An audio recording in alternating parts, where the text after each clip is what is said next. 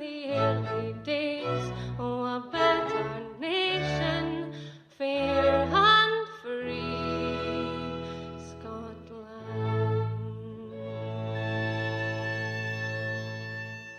Hello, this is Scottish Independence Podcast episode number 170.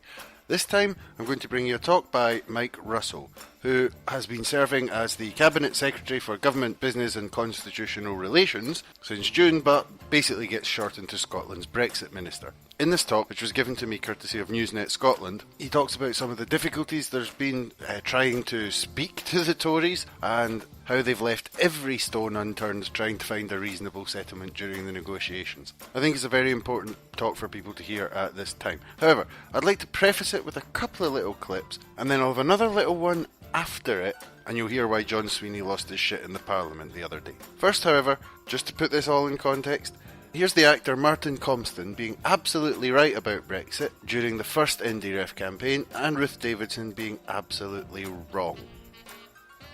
Nonsense for the Tory party to say this, because they're saying they're talking about borders, and at the same time they're offering an out referendum for us to leave the EU. You know, it's beyond nonsense. They're the biggest threat to us leaving the European Union, leaving the biggest union of markets in the world. They want us to leave that. But we want it reformed, and we want the reform to reflect because some of our needs. if you don't get it your way, and the Tory party being wagged at the tail by Nigel Farage and UKIP because they're terrified of losing. So you could end up with this ridiculous. You're going to end up with this. You could end up with this ridiculous situation, the referendum next year, where Scotland votes to stay in the EU. If we vote no and we lose the thing, if we stay, we could vote to stay in the EU, and England votes to leave it, but Scotland are then forced to leave the EU as part of the UK. I mean, it's utter nonsense. Prophetic words there. The second little clip I'd like you to hear is from a Channel 4 documentary that was filmed inside the US Embassy, and it's their take on Brexit, and it's devastating, let's just say that. Have a listen. People haven't yet internalized the economy is going to tank, I better sit on my cash. The EU 27 says, we're a club, here are our rules. You tell us how many of the rules you're prepared to accept, and we'll kind of tell you where in the clubhouse you can go. That is not the British conception of what this is at all. They sort of see it as a negotiation between two equal parties. But the British government is not interested, really, in telling people, you know, this thing that 52% of you said that you wanted, you know, here are the range of options. There's, you know, less good, and then there's very, very bad.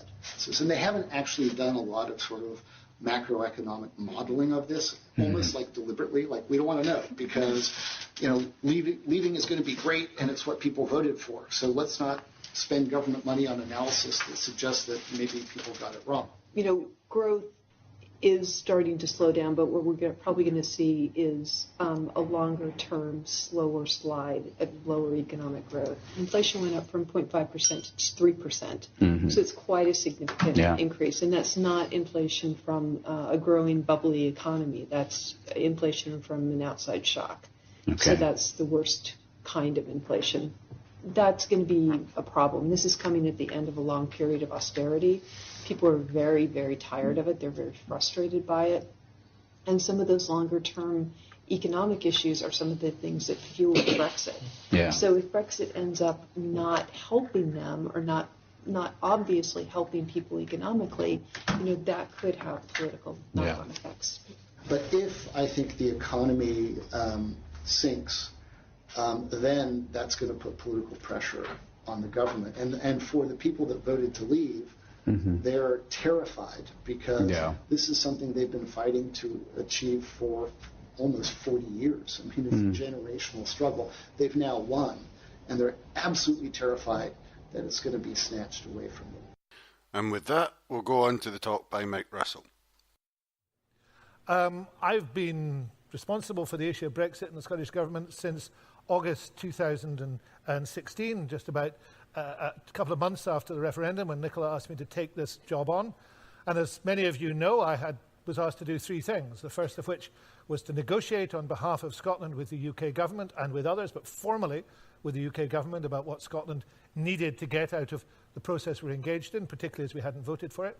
Secondly, to work on what the optimum solution for Scotland was, short of remaining in the EU, although that is the optimum solution, without a doubt, but to work on that and to come up with ideas on it. And thirdly, to do things like this, to talk to people, to listen to people, to hear people's point of view, and to fold that into the work that I was doing. And I've been doing that job now for almost 2 years. In the end of June, the job has changed a little, and I took over responsibility for government business as well in terms of the government's legislative programme, largely because, as I'll indicate in a minute, the pressure on the government's legislative programme in Scotland, as in England, will be Brexit-related for the foreseeable future. But I've been doing that job for 2 years, and essentially I now find myself in a position where I think it is impossible to predict what will happen next. I mean, and I find myself in good company in that.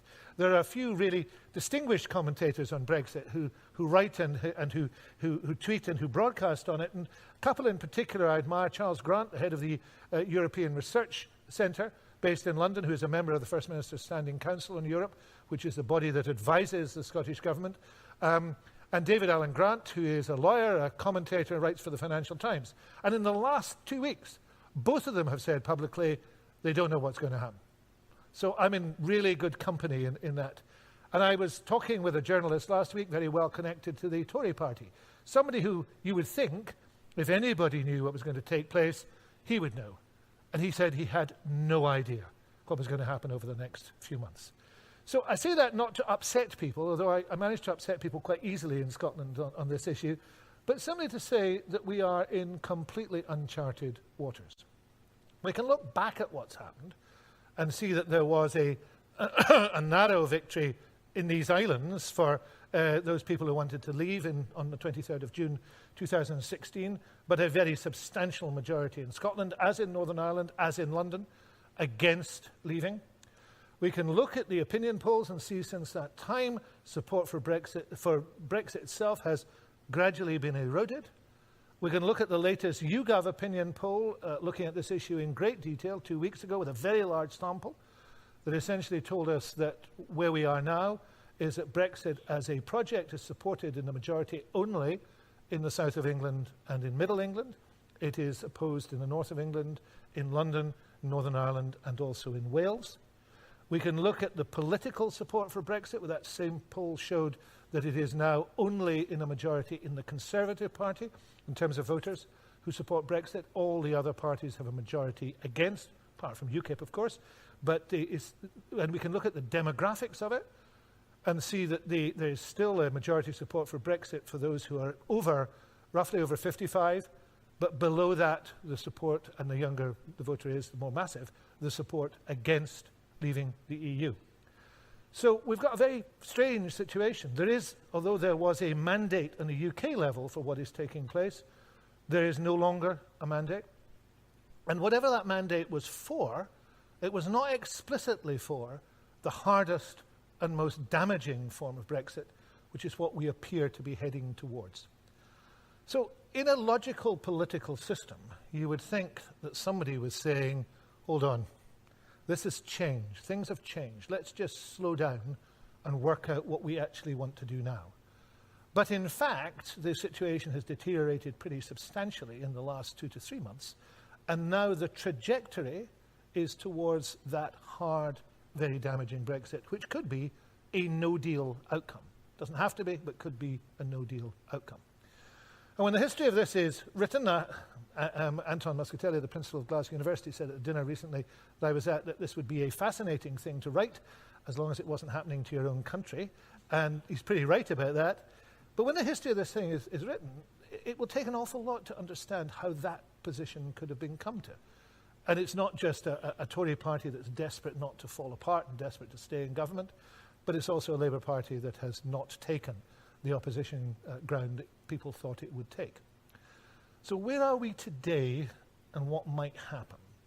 And as I've said, I don't know, but I'm going to give you a couple of guesses where I think this trajectory is going and what it will mean for Argyll and Bute. I think that 3 months ago, I would have said the prospect of the UK leaving the EU without a formal withdrawal deal in place were very small indeed. I would have said that that was the province of extremists who might have wanted that to happen, but it would be so damaging that nobody rationally would allow it to happen. I now believe the chances of it happening are difficult to tell, 40 to 50%. Probably as high as that at the present moment. And that is not because the lunatics have taken over, though some of them have. It is because it may not be possible to get a deal. A no deal may be simply something that happens. Now, a no deal is not this nicely ordered thing that people talk about, World Trade Organization terms and regulation of trade, because being a member of the EU is about a lot more than trade. It's about a whole set of interlinked and intermeshed activities, which include trading standards, regulations, aviation, nuclear safety. There's a whole range of ways in which we are enmeshed within the European system. And unless there is an orderly withdrawal from them, they simply stop. If there was no arrangement in place for a transition period, whilst all those things were negotiated, and that's what the UK government has been trying to secure, departure on the 29th of March, 2 years after implementing delivering the Article 50 letter, but now, something the Prime Minister said she didn't want. David Davis told me, first time I had a conversation with him, there would be no transition period, because it just encouraged civil servants to believe that we weren't leaving. But now what the UK government wants is a implementation period, a transition period that would last from the 29th of March next year until the end of 2020. But it would mean no transition period. It would simply mean that all the arrangements, all these vast range of arrangements, simply stop. And in some areas, it's impossible to see how that could work. Aviation is one. The aviation agreement isn't just about routes. It's about the training of pilots. It's a recognition of qualifications. It's about maintenance. It's about all those things. If that doesn't exist, then there would be no trust in what was happening in the UK, because there could be no check on what was happening in the UK, and therefore there would be a default position that says, hang on a minute, you can't operate your aircraft in our airspace until we are assured that all these things are still in place. No matter what the UK says, and this is what we'll see in the documents that are going to be published later this week, the documents about a no deal. It's not enough to say we're already observing the standards. They have to be able to be checked. I heard the Taoiseach, the Irish Prime Minister, say something very, very profound about this at the British-Irish Council in Guernsey in June, where he said trust comes not from good faith, not from somebody saying, I'm doing this. Trust comes from a legal framework, which means you can check whether they're doing it. You trust people in the European relationship because you know you can enforce the regulation. There is a legal underpinning relationship. And that means that people do observe it, because they know they can be caught out and taken to court if they don't observe it. So when we see these documents on Thursday, and I've seen quite a number of them already, these documents say we'll just go on doing what we're doing now. But that's not enough. You can't just say we're going to go on doing things. There has to be a means to check that they're being done. And if you don't accept the authority of the European Court of Justice, there is no means. So it is possible that on the 29th of March there will be no deal. And that will mean a dislocation of the present way in which we live our lives. Now, it's not going to be the end of the world. The sun will still rise in the morning. There will still be plenty of opportunities to do things, but it's not going to be business as usual. And anybody who tells you it's going to be business as usual either doesn't know what they're talking about or isn't telling the truth. Now, presently, I noticed there was a piece last week from one of the right-wing journalists that said what would happen would be a no-deal deal. And a no-deal deal means that you agree on the things that have to continue, but you say, we can't agree on anything else, we'll have to go on talking. And that's a possibility. But it does look as if we're hurtling towards that, and it might have been a desire 3 months ago by the UK to frighten some people who wanted a no deal so they would talk it up, but we are now in a position where that's a possibility. The man called Roberto Gualtieri, who is the chair of the European Parliament's Finance Committee, I saw him about 6 weeks ago, said that his great fear of a no deal was not that people would actually actively want it. They could blunder into it, but because it might become a self-fulfilling prophecy. If financial institutions begin to think it's going to be a no deal, then maybe that's what's going to happen. It's a bit like the old story of mobilization in the First World War. Maybe if that starts, you can't really stop that. So that's a possibility, and we've got to be aware of that. And the Scottish Government has started a process of trying to put in place everything we can to protect us.